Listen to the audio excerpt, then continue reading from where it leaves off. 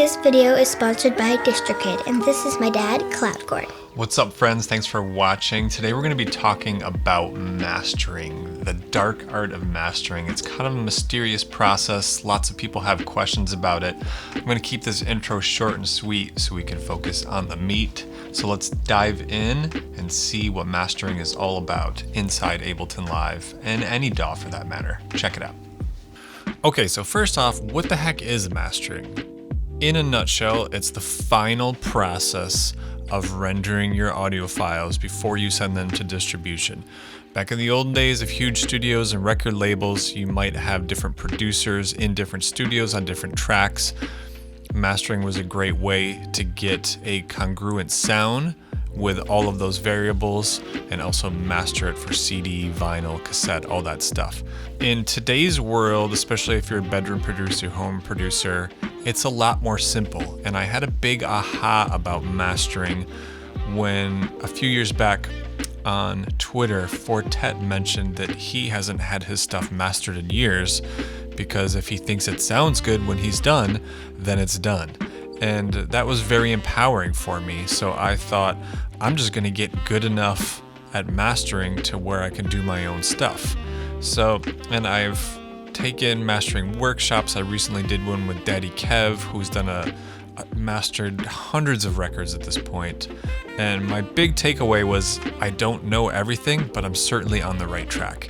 So today what I'm gonna do is share with you my mastering template, and even if you just take 1% of it, consider it a success.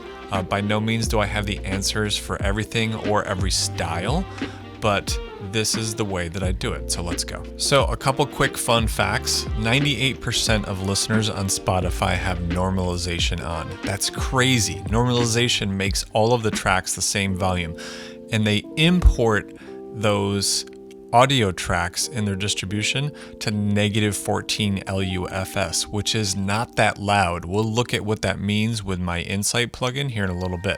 So takeaway, you might not have to hit your mixes as loudly or as hardly as you think you do. And takeaway number 2, most of mastering is just some tweaking of EQ and compression. All really the magic happens in the mix, in my opinion, and the way that I do it. So speaking of mastering, once you get your tune mastered to a point where you like it, you've gone on that bike ride and all that kind of stuff and checked it in your ear pods, you go over to DistroKid and all you got to do is select this upload button. Super easy. Now you can check all the stores that you want to be in. I'd want to be in every store if I were you, even Snapchat Beta. Yes, I own 100% of the publishing. So select your genres, upload your art. Here's my latest single that comes out April 2nd with Chromanichi, etc., etc. Make sure you check all these. Super easy to upload to DistroKid. You get a 7% off coupon with the link in the bio of this video. Back to mastering now.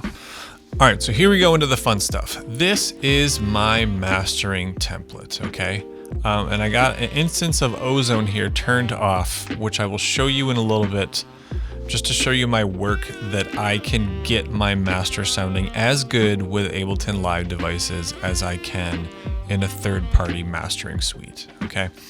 So what I have here, and this is the download for Cloud's mastering, it's an EQ8, some multiband compression, a glue compressor, and then the optional saturation splitter, which changes it to just a mono low, below 120 Hertz, and then the high above 120 Hertz is just a little bit of saturation.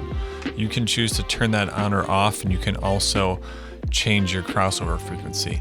And at the end, my limiter I'll use for some extra gain. I have my ceiling usually -0.2 or 0.3. I mono check at the end.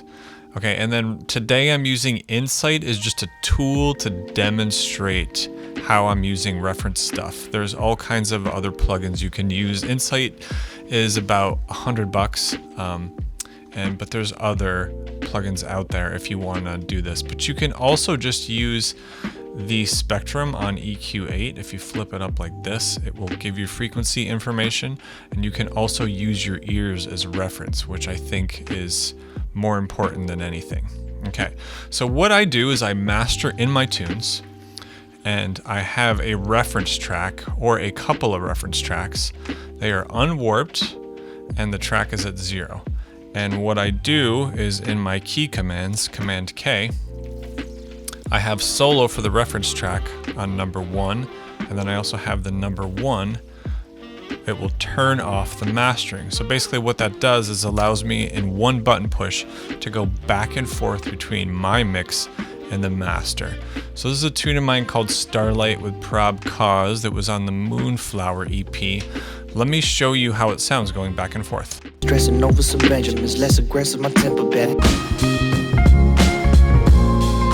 Space trying to learn what the lesson is. Marinating in starlight. Basically, it's the same volume, it's about the same width. Let's look at Insight to check the stats here. Here's the LUS for the reference. Now here's me. As long as we get the W, it's all good. Still striving to be a better man, trying to lay off the medicine, stressing over some Benjamins, less aggressive, my temper bad, be a little more sensitive. So I will check both the integrated loudness here, which is the LUFS, as well as my peak RMS, which is the root mean square. It's 2 different types of levels, and I'm monitoring both of them in my master and the reference. So basically what I've got going on here is all I did was cut the lows below 30, just a steep curve, boosted a little bit of the highs at like 5,600, sometimes around like 300 or 400. Let me give you an example. I'll do a really high Q so it's narrow, and then I'll pull like some low mids if it's kind of clunky down there. Follow like 10 plots, miss 9 out of 10 shots, but I hit 1. As long as we get the W, it's the multiband compressor, I mostly use that to tame my lows so that my my sub bass and my kick really sit well. I tend to sometimes mix my kicks kind of hot, so this really helps pull back the kick. Let me show you an extreme example of pulling out lows so you can hear really what this multiband compressor is doing. follow like 10 plots, miss 9 out of 10 shots, but I hit 1.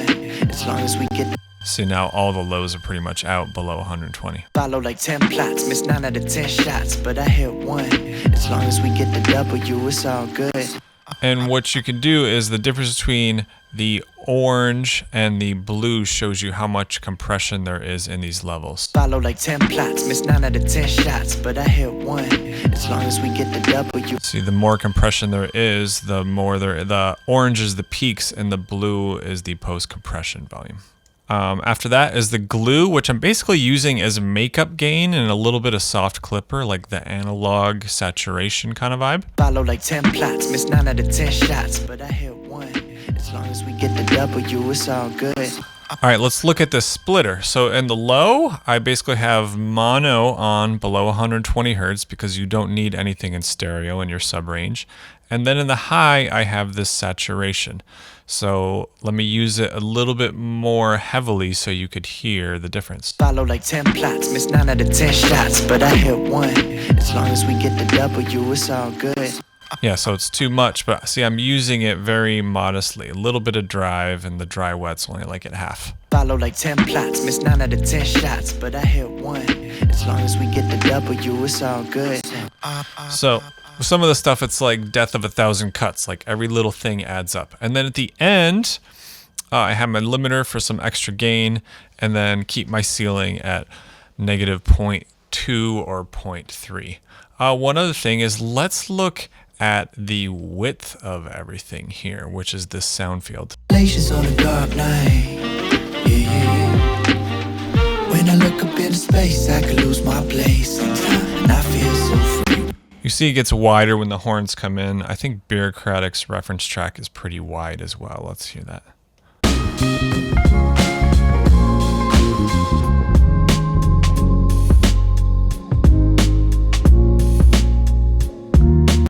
Yeah, so one other thing on the reference tracks is I will use a couple different reference tracks that are slightly different. So here is a Harris Cole track. It's wider and darker. listen to mine. All the way back home.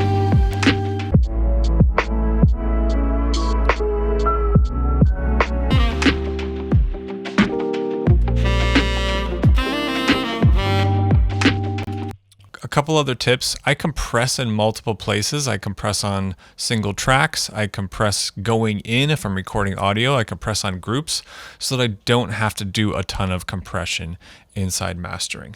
Okay, final little point here. I'm going to show you going back and forth between Ozone, this is Ozone 6, and my live devices, that they're pretty close in mastering. Ozone. Ableton. See the constellations on a dark night. When I look up in space. Cool. Last tip. I put my mixes in a private SoundCloud playlist, and I put other reference tracks in there. I go on a bike ride with my AirPods. I go on a car ride, listen to it in the whip. I listen to it on my Bluetooth system in my kitchen, as many places as possible with a reference track that I can go back and forth. So I hope this helped. Feel free to leave any comments, and free download for this mastering template. You're welcome. Thanks for watching. Like and subscribe, yada yada. Thanks for watching my dad's videos. His name's Dirk and he makes music as Cloudchord, like his hat. I'm also a guitarist and Ableton certified trainer. Every Tuesday I upload new videos, so if you learned something, be sure to Like and subscribe. And his hat is really cool.